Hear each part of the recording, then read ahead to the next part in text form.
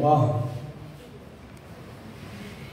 chuan perina ruai abuat sai te khin thu te kan hua ta chuan million le ro puite kil turin asoma tu ma lal ber somna chang thiam om lo chuan lam lian ale daya te kan bula in hua fiam va khom ro tia en wangin nge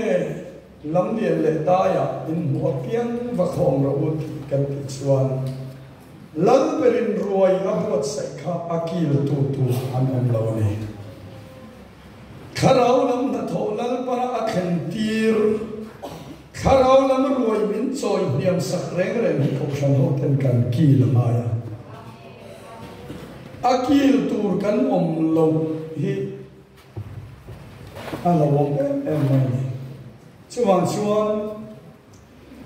lal pan kharau lam ruai kan jinga min bot sai sak zela thalai te po kan kim kideu thina Paisen akin in pezung zung zelila kan in pe ka china pianga lalpa ain puang zel don ani tika shethar ila na tra ome le dariet le minute somli panga pel de ora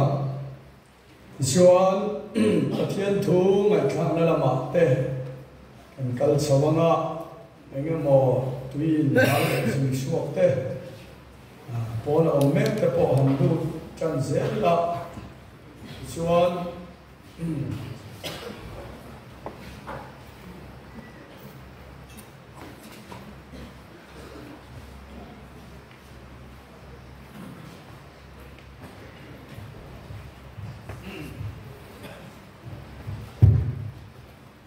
sermon live ero chuan pona chuak tam to lo ila enge mo se lo na thil chu nge na thil chu thu san lo ni sela thei sa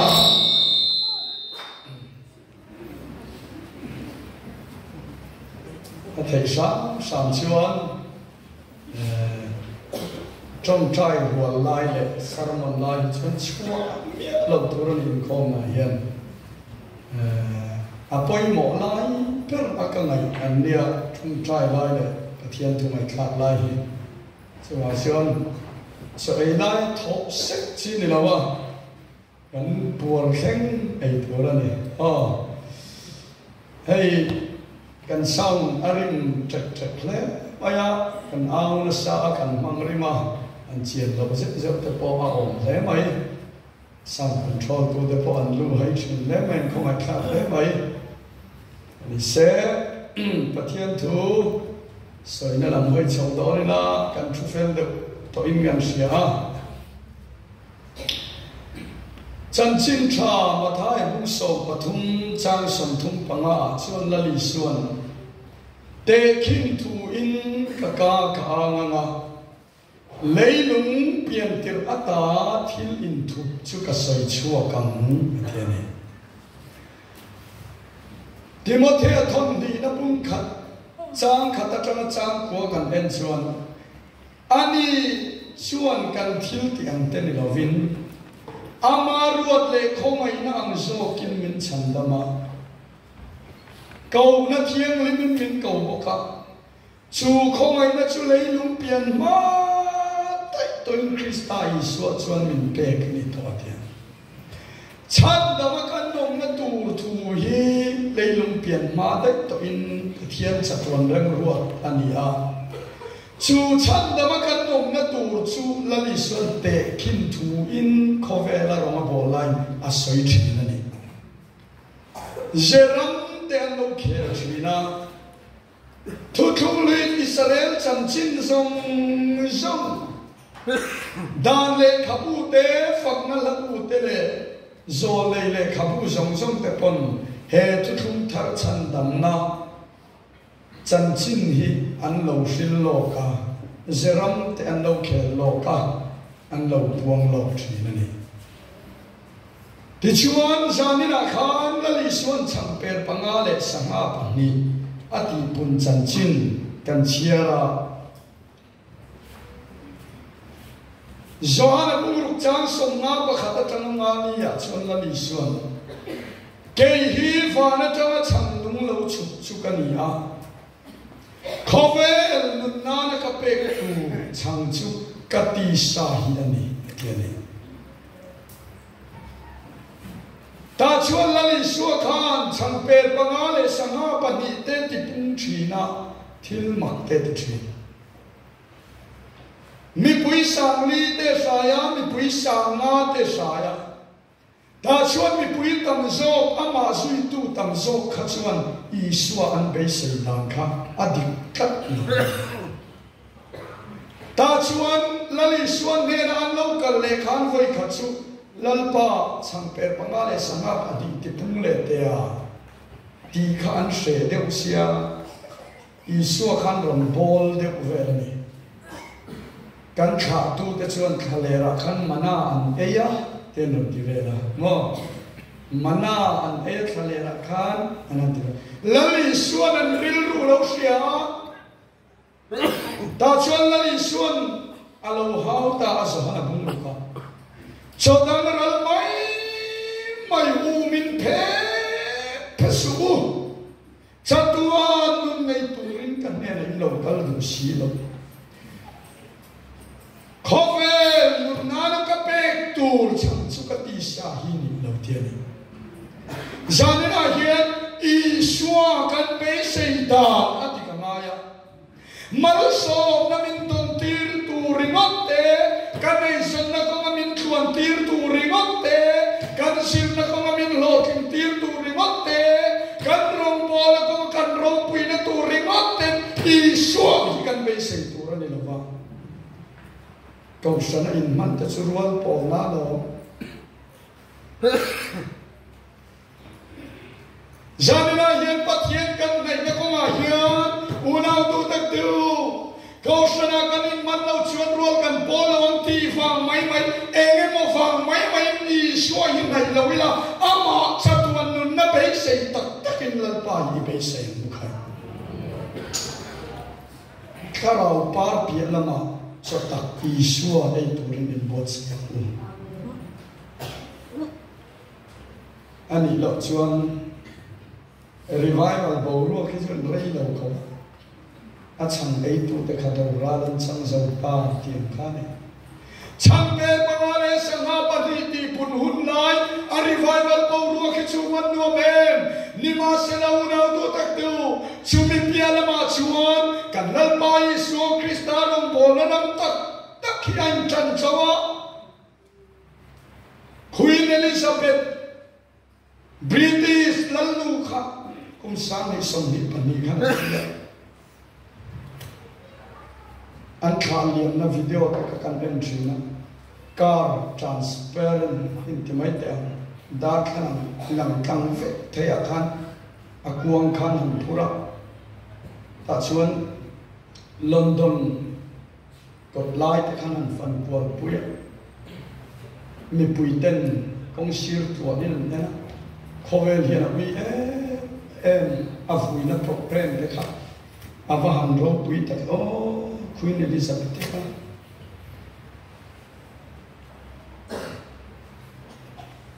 akuang mai sui de kan police bike chang ka ka asira man muang cha in ta an van kan muang thiam karnal tak chang ka tak te na suya sipai polo pui de ten an suya khovel million tak ten akuang bula pamparan da asul na hun de ka an van mangro pui tak chumi ken lai re ka thin ma la om chu kan lal pa Yesu Krista thi ve thum ka chuan su tu van nei ke tak awan riang vai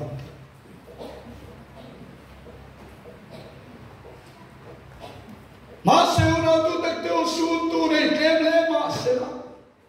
champe pangale sama pani ati punai revival bo ka ama sui tu de ka tu ma kalvari khan pha kham om to lo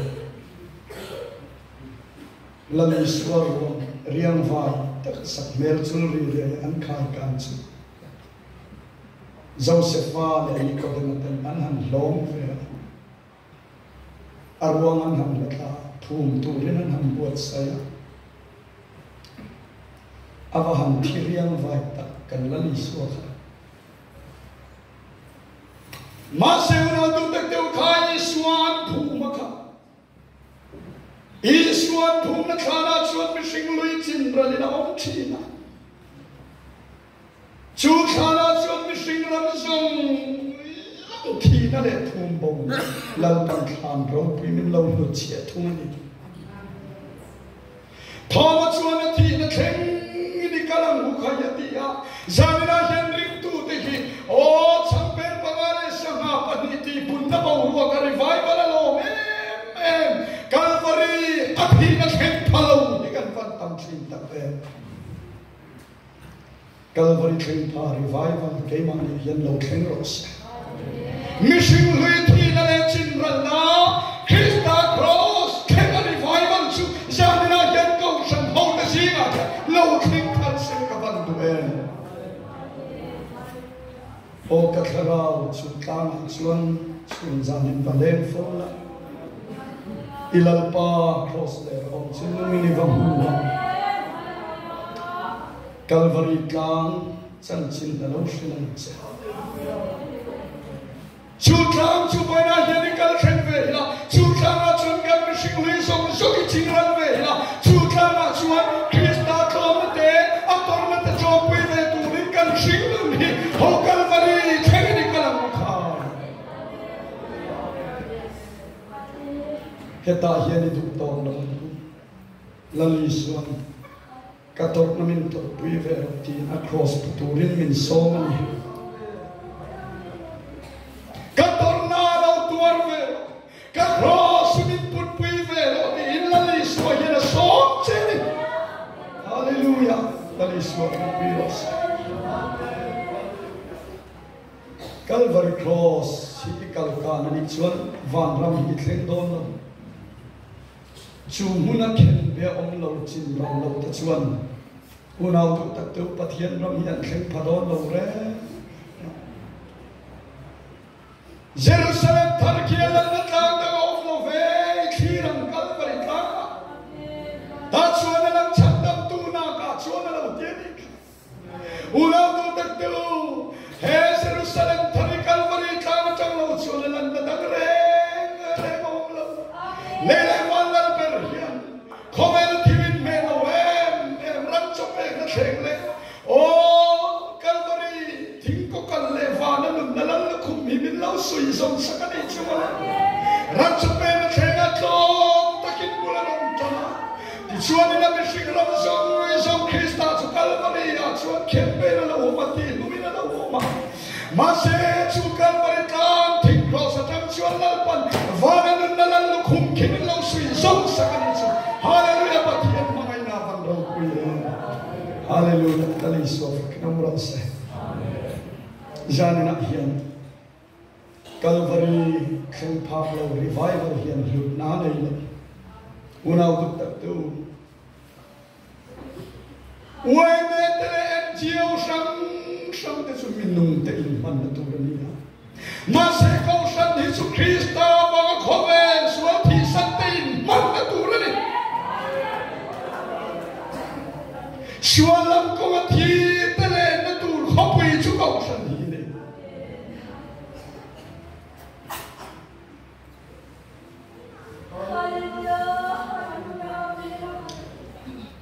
lali so ha choi mo lo patu in oma ma se ro pui ta ka kai thoi na om thu Queen Elizabeth chu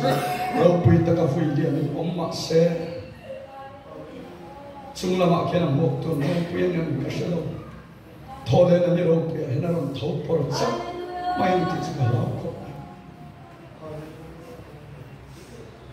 athina athi ve to amane na phuma om to ti unau tu tak teu tir ko population Philippi mum thum chang som dia keni su van khwale tui kan ni sia van chang min chandam tu la ni so Krista lo kal tu chu ha le takin kan clear ni oh ani chuan chú biết thọ xiang xe lên cần trộm lại tất sai ama tất sa đâu bùi anh ông tu đi là xiang thà lệ anh cái tiền đi chúa lệ cần lệ tất sa chú biết lệ thua thiệt cả ra sẽ lên nông mà sẽ là ruộng trời lúc tên cần lệ tất sa chú ấy là vết mà sẽ là cần lệ pa đâu bùi tất cả thâu lệ mình hiện cần thâu lệ đó này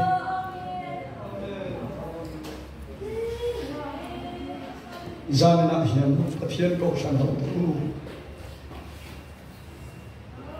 lấy làm ăn chuyện cần rong pui lâu này mấy thầy mi tiếng anh hụt mang là vinh cần thi liêm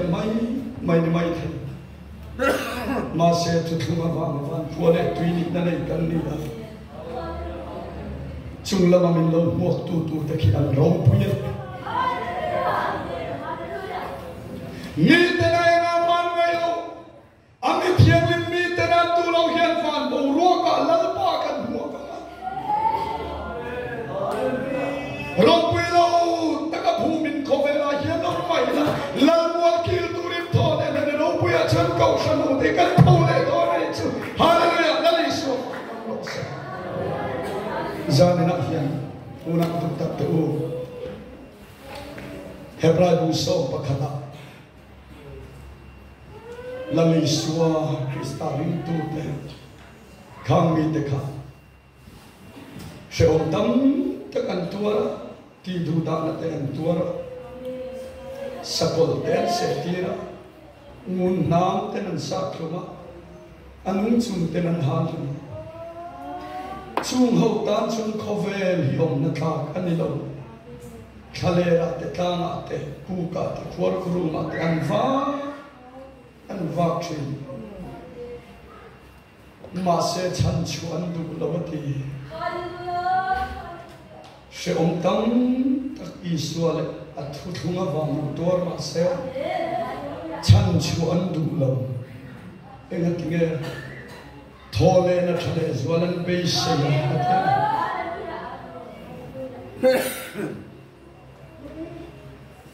thima ilalal paral khin tu rin kan thole don ti be se kan thir chak aya ko san ho te hian mang mu khai thole na hi thole na thale zo thiang ling lor tho ve thi tu rin pathian ko san ho te u Calvary khangin swal thi san ram khangin I kheng phave chu tur chon lal pan zan na hian nang le ke himin kawa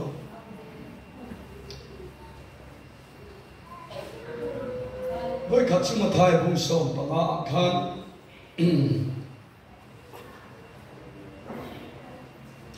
kanan nu sentel nu iswan na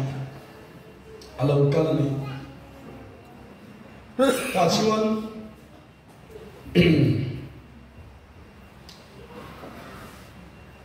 lalpa ka fanu ram huai na mana minti dam sakro taram tiani heta iso trong kam hi ama kasin o ama mamo tu ka ne na ram kala pasela li swal Israel nang beram bong ne na chau lo chuan tir kani lo ti ta chuan kanan nu chuan angen luya masela li chuan tinge ti fa te kuta chang lak saka ui ne na pe amoi lo ti fa te chu tenge Exodus buni cha som ni pania Israel ka fa ten ni lan panatia fa te kuta chang chu tunge kan ti chuan lali son zona bungruk cha som na palia ke hi wa na tang chang nung lo chu chu kan ni ni afa Israel te kuta chang chui suwa khania wa na tang chang nung lo chu lali suwa hi afa Israel te chan polania Israel nam beram bo te tana khobela hi iswa alo kalani zentel nu khacheng dinge ti kha fa te kuta chang lak saka ui ne na pe kamoi lo ti nang le ke zentel ka chumo petera pon ma na chon mi reng ni lo min ti kha ui kan ni ui mai kan ni na pathian ro pui na pok kan chang zo lo pathian pok kan nei lo balai chung mi lem tele Kutadin sok milem temai main biarin zentel te sukan ong thuthung tiam na thuthung la ka mi khual kan ni a pathian thuthung po kan nei ve lo pathian po rin the na kan nei ve chuti khop chon zentel te kan chana chi kanan nuin afan muti dam to I suangen kha kei hi chu kei chang nung hi chu Israel te ei tur kani Israel te ei tur ron kal kani kafa Israel te chan pol kani chu kafa Israel te kuta tanga an na tur chang hi lak sa ka zentel te ne an dam na na pek chu amoi lo na di suan lo ma se mo ta chuan ni zentel nu kanan nu chuan lalpa ui te po in an pu te do kan noi chang noi chuan ei thi no chang noi a hawani chu kanan nu chuan lali chuan irin ana sa mai I du ang chuan I chunga lo kheng ro se I fa chu dam to ti ni arin na awangin do ka na changa chang noi lo ta chu a be se ya ui chau mai kan ni anoi chau po ka dam puyang ti rin na le ya adam pui ta ni a fa kha ni marka puluka kan em chuan lali chuan changper pangale sanga pani mangin mi pui ya sa ya ta chuan inu na tu tak tu atopa khan bom rang som pani alo ba ma chu chang noi bom rang som pani chu zentel ta chan puan ni ve to a Israel te ta na fa na chang nungi suwa alo chuka chu chu andam na tur ani a an na tur chang ani a una tu tak tu lali suwa khomela le lai zentel ten ama chang dam na kan chang ve thei lo wa ni ma sera kana nu khan anoi alo ho ti chuan lali suan chang per pangale sanga pani ti bom rang som pani alo bang ta Judah te chuan lali suan ring lo kan lali ni lo anti ya o zentel den amma kal ka dam na kan chan ve ya chan dam na kan chan ve mai Krista chu cross a kempe no ma lali suan annun na chang chu an lo khem be ta ni ma sera una tu tak tu kan nei ve phak lo kan ei ve thei lo kan ei kan dam pui ve thei lo Isua kan Judah ten lo khem be mak sera Kini chuan bom rang so pani Isua sirtir so pani tekal kamin Hallelujah Lali Isua sirtir so pani tekal kamin Vana changa chang nung lau chuk Isua ka kan lau i ve thei na kan lau dam pui ve thei ta chang dam na kan lau chang ve thei ta Lali Isua ka kinong lo se bom rang so pani chu Isua sirtir so pani tekal kamin Judah Iskariotan lali suwa apat sana amantira ta chuan tirkau ta thilti bung khata khan mo kan en khak chuan Judah Iskariot apos ruak no khangai eng wangin mo bom rang so pahi angai khat ti chuan Judah Iskariot ai o turin thuman vorta an thum vor chu mathia chunga alo kata Mathia chu Judah Iskariot ai o tu hin la nu lo ni ta ti chuan bom rang so pani an lo kin le ta ni chung le una tu tak tu chu bom rang so pani te chuan la le su Krista tu chu o Jerusalem tan khanan lo shil ta chuan in Pentecost ni Jerusalem a harau thiang ni ma lo khenga van changa changnu lo chu Isu ba na lo to a ti chuan na sirtir bom rang so pani te o sirtir dang tenen Pentecost ni akhan markanu pindan sung nung akhan trong chai nan oma ta chuan in trong chai lain van chari khipuyang in lo khenga tharau thiang ni man lo dong ta chuan mi ta lo khir tu te chuan en te usuru yen ka so zanin kan suru kan ang mo ta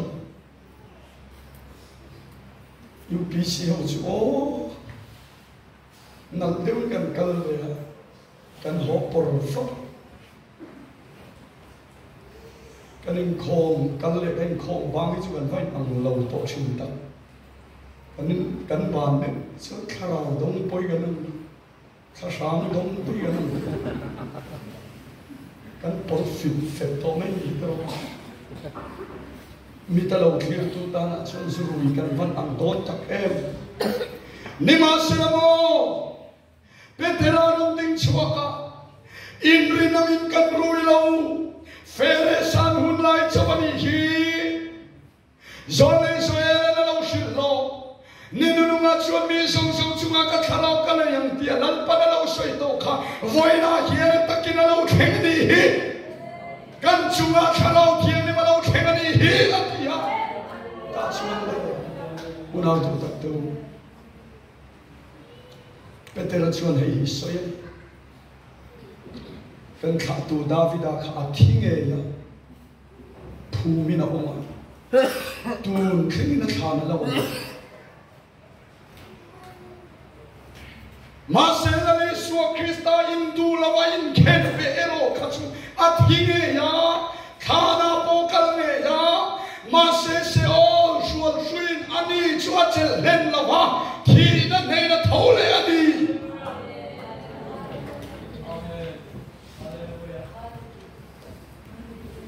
unau tu tak tu lali suwa athi na hian mishing fam ki mani sia an tira athok le na hian thian fam ki mani sia an tir bok athi len lo kan lali suwa hian thi na chu tho le in min le sak ama tak salo pui ang kan tho ve le thina hallelujah ta chuan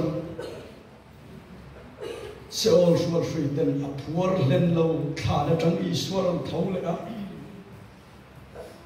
mania in ken be iswa kha lan le chandam tu ni formi a thau le ta ti Israel nam tinin shemol rose better chualati ta chuan ngai kha tu ti chu an thin lung chun ang na an thin lung chun ni na ni chu an sualanin mu an sualanin shia an sualanin muha an sualanin shia iswa wangin ti lungai na noma chun angin nani chumole janina hian kalvari khin patu tenun chun angin na thina sualni kanin shia kan saklo sia kanin shia sim na lo khin thi unau tu tak tu zanina hian kan revival hian Krista ken be na Calvary khenin min foi sela kan thin lung chun anga annat rata pathian ne lama sima hoi kir turin kan nun himin buat sai se avan du ataupi ka sin adam lama sin sim na hi chu revival chachi chu sim na revival ani revival sedik chu thung lama sim na hi ni unam du tak tu athian du zong in thol chu kharau lung chia hi ni atialo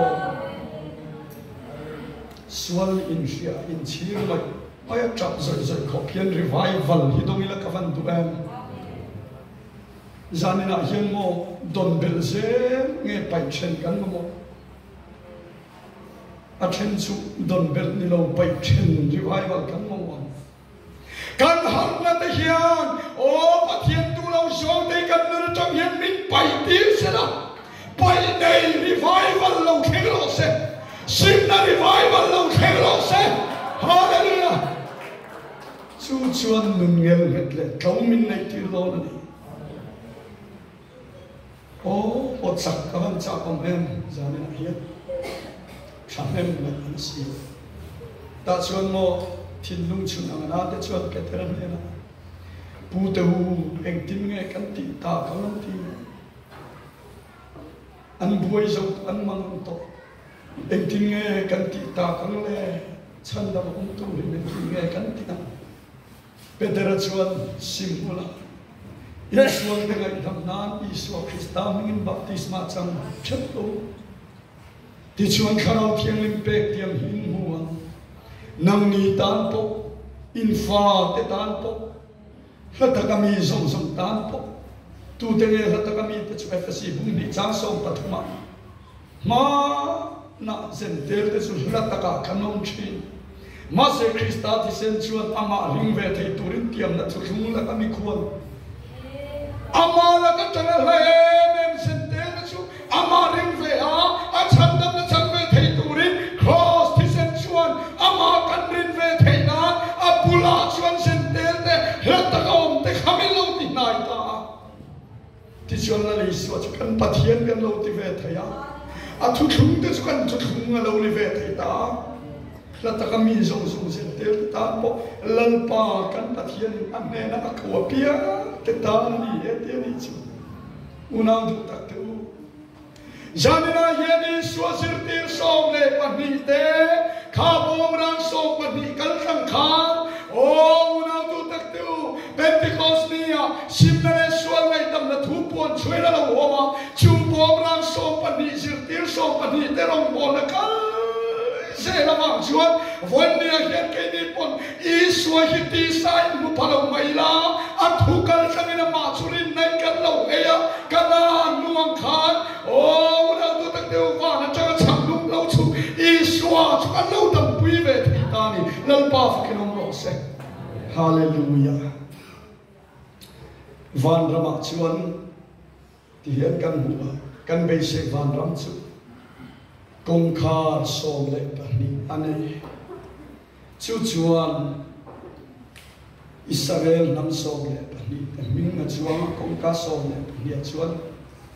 Israel nam angana kinalalu tu te ti chuan ina công khai tina chuan lumphu som lệ pani om ta chuan apostol Israel tir som lệ pani te min na chuan Iswa sirtir so pani bomrang so pani te thu sai anga voinia hian simnale sual ngai tam na changtu te chu o nau tu te te fan khopuya khian kong khan som le pani khan kan lu thenga nun na thing chunga thu kan nei thenga kong ka chuala li suan ne na chol turin kan lu thei do na ni chumale lalpa fakinom ro se hallelujah zanina hian kan chan hi avan ro pui tak unam tu tu la li so yan te kim twin tu sai chi chu kan bei se van ram chu kan han thing chawa le na la do kan han chama kan ai tu chi ka khir fo chi a kong ka kan han lu ta na a kong khar po lung man ta ma chei a kot lai te surang ka chak tual nuam ani kan tribal ke pha lai pui ram ka chak tual nuam kan an pha lu don ni avahan man la don a ke lai ke tha ke thian lian ram ka chakin rap lai don ni mai avan nuam don ala ya chuan nun na tu ya luang nun na thing mong ni tôi là in cáp bún in cáp nung vòng tàu này tôi in cáp nung bún in nung đó thì chứ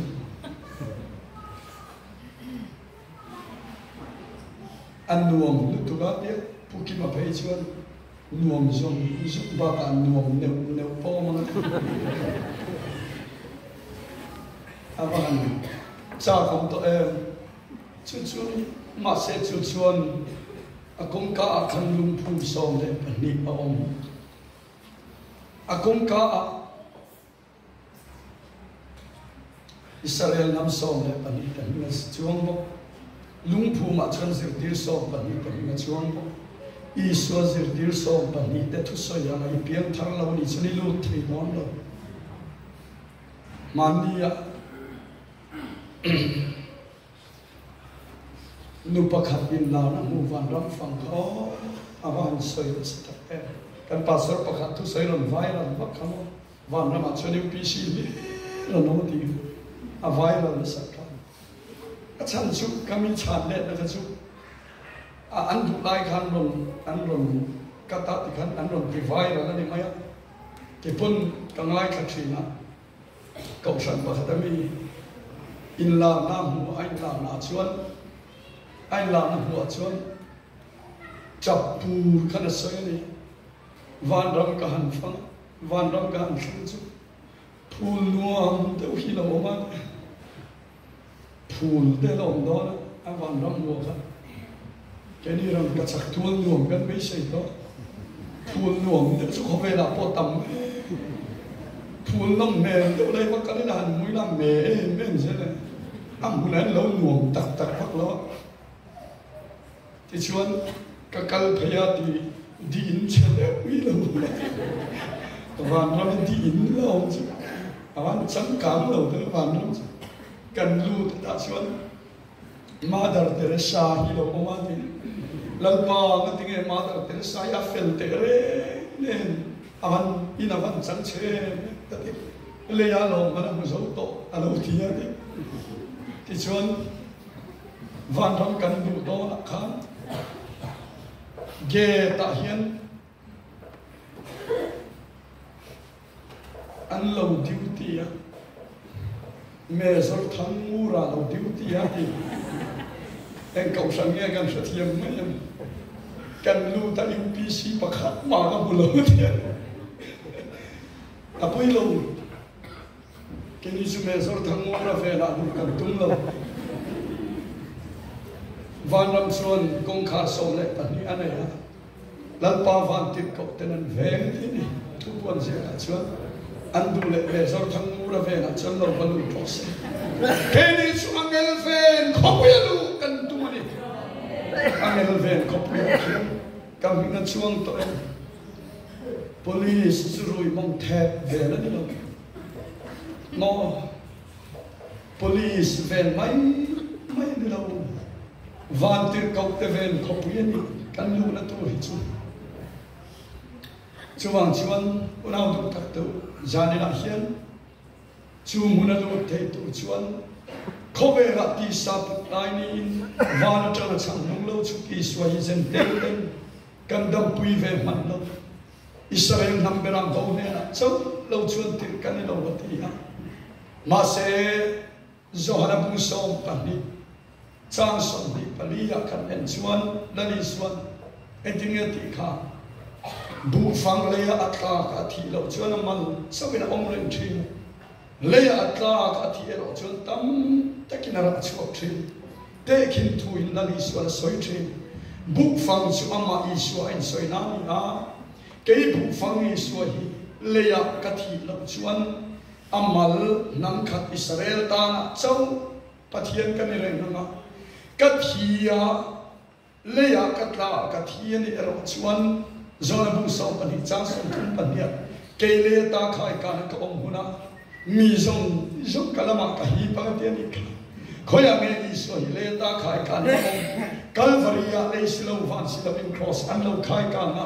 chu muna me chuan ani tiam na thum na kami khol na ta om zen tel te po ama ring ve cham tam na chang ve thei tun Krista ti sen chuan bin ti na yani chu lalpa fakinom ro se chu ati na ya ta chu una du tak tu chandam ero kan na ni long phu mi na oma bu fangi su cha thia tu ina oma ma se chu kha na chu na to na ba se all shul tree te na chel na ba khove nam song nam khat Israel ta na chang to lovin tam takara chuang turin Isu chu thi na nei na thole ni chu hallelujah na ni so ka na ro se ma thai so ma khan la li suan azir tir te kha rombol tu na tira rombol tu ra te chuan enting te kha khove la Isu adam lai chuan zentel koma kal suna samari khwa polu teksu Israel nampera mong nena chap kal romuti zentel te nena rombol na phalo Israel te nena chau kal na phal ma se la le su bu fang le ya atla ka thia phuma marun thole nuai ro chuan nam khat Israel te chau ron bok bi to win nam sam ta na tam takin ron ras ko ka asir tir te churom bol turin tir le a Israel ne na chau kal ro ti to lo zente te min pan to lawa marka pu so por cha so panga khomer sum suma kal la tin sem som ne na chang chang chai chiro ti zentel te ta na po chandam na thu chu sil tir te ne na puang turin na lo ti ta ni chu hallelujah la li so pa kinam ro se chuang chuan nào duk tak tu zanana hian nang le ke la li so Krista vana tala chang hung lo chu kan lo ei ve thei na ama kal tala chang dam na kan chan ve thei na chu azir tir som ani bomrang som ani Israel te ei ba na tangin kan lo chang ve thei ta ni lal pa fu kinom ro se chuang chuan apostol te sir tir na chang lo chuan van ra malu thei lo Peter te soya kan soi lo chuan van ra malu thei lo hallelujah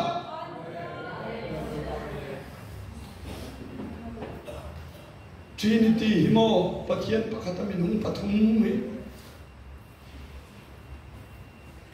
Ediza somnga vela montana saten lo shil thana ti chuan nai sia khom pui Ediza thum som di panga pathian pakataminung panni pale fapa an ti ko shanina pasa an nuwa kharau poi pathian ani ve thominung ani ve thowan ti le a Edi za thum som riat pakhata Constantinople khom puya kharau po itel ve mun tem rel khale pathian za turan rel na chu mem bar tel beleta pathian pakhata khan minung pani pale fa pa za thum som di panga an pasto anu za thum som riat pakhata khan kharau tel ve Isu azirtir apostol teimo Edi za halama antifai veka Isu azirtir apostol te som Edi za malama antifai veka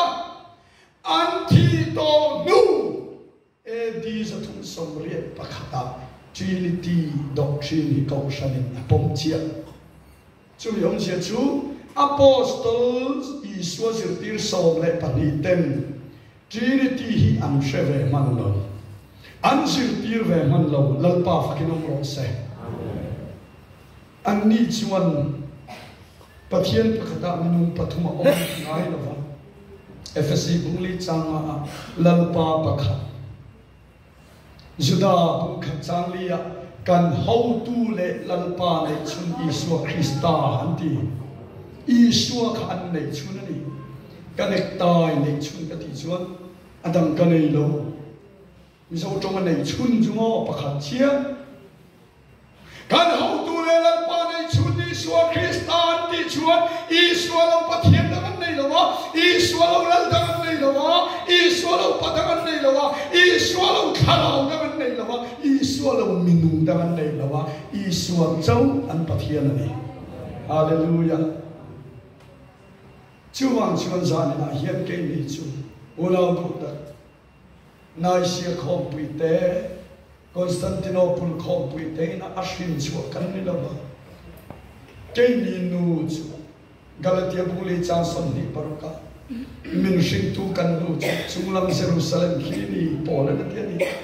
ke ni chu na sia fa te kan ni la ba Constantinople fa te kan ni la ba ke ni chu Jerusalem fa te kan ni Hallelujah, hallelujah, fucking se. Jerusalem atangalal pa thulo chua simna le suang ngai tam na thumina ashin ko shan ho ta kan ni e. Chuang chuan apostle Isu zirtir so ni ta zirtir na tan lo chuan chandam na tu rom lo van ram na tu rom lo ti zan na hian ko shan ho ta ni chiang an kan in puang yo voi na kan ti to a lung lei kan lo kal lo te kho mai reng dil bial to pastor reverend silal tan chuan lung lei ho nam bar chumin pero at reng kan rong bol me na zamuang pathian rong tu nan sa ta chuan kan rong kal ma khan nei unang RP te hian min rong teksa ko sana mi ten rong soya saya poi to lo ma ne voi na kan ti vet to kan mi nga tia chi chon ka thin lungi a vit ta ni kan upate lenga kan dau sham shama kema te kan lu ta ti ten ro man na kema lu tu ten kan siam puya in lo kal hu ni kan na khan to lung lei kan cancel don chuan kha ka thin nu ram jian kan ni ram pakhat la an po cheng noi tam kan seng thina missionary rot nan aung sa ho lam tak kanin chu hi chu ram lami ni chuan evangelist lai na tlan tan chuan athanat thak an ui om em mai ni em vangin nge in do puya khan sa pan kha tho kha ti kho pa chak kha an sipai teral bein an chuwa ve raman la chak lu tu khovel an op man tre pa ma se america in atom bomb a tho tir wanga an khopui Hiroshima le Nagasaki a khan atom bomb ma va tha ka an nu pui fanaut an thia an khopui chia attacking a chuan chak tu Japan kha ma se defensive an chia an khopin be atok an nu pui fanaut mission sen evangelism a pol lam be na ko ma chuan kan thavia ma a chuma sa te in hum him ko a hin kan chak lawang ti van lawang ta ken kan chak rual lo vai chuan ko san hin a tur tho ta mission fila ram la fa ka hela ya om to te pathian thu chiang mang la ka pol da kan in chu le mai amana ta sin lali su khan ram hoi pai nuai kha chan chuak turin vok sang ni zu mang ma le ram hoi khan song vok rual ko chunga son min lu ti ron te isua phal saka vok sang ni rual ko chunga nan lu ta kha man kan liam kharau bo pakhat man tu ra vok sang ni man nan isua vok sa hi lo du khom mai kana ni ma vok sa kan e ti chi lu tu a thon lo câu sa đâu tiêu in sen na thon lo tu bin sing kan sermon te khan iswa pathian na chiang takin min mu tira ti ve chu alo lo ma hallelujah chuan chun kharau him na mai pia tal pan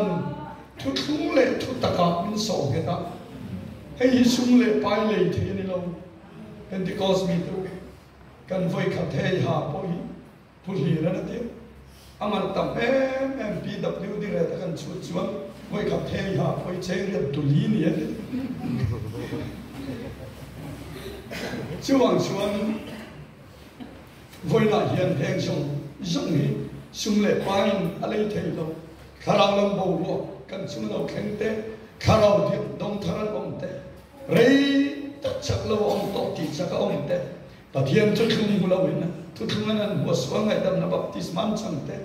iswa pathian na sengai re reng lo ko sana po tui lo te iswa pathian an hu te hi unau du tak tu amana van tam em sung le pai na le seng lo pathian min thil ro pui min ti sakani hallelujah la iswa fakina pro se ko le zven ko sana tu kanin se ta zong ta thlo lo nakina heng zong hi iswa bel kan hu na kan lo na ti zual tu ran ta ni lo na ni